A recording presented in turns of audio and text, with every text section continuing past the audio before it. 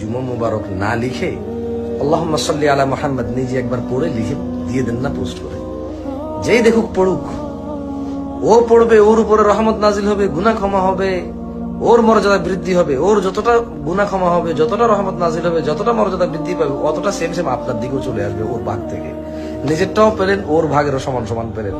আরেকজনে পড়লো, নিজেরটাও পেলেন, ওর ভাগেরটাও সমান সমান পেলেন। আপনি এটা লেখার পর 10 জনে বলল, আপনি পেলেন 11 বার, বাকিরা একবার একবার বলে পেল একবার একবার। আপনি একবার প্রচার করে পেলেন 11 বার।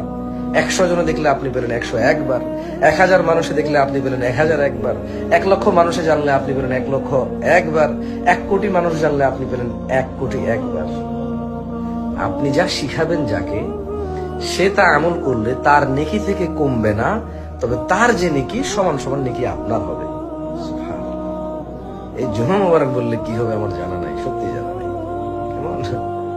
আল্লাহ আমাদেরকে বুঝাতে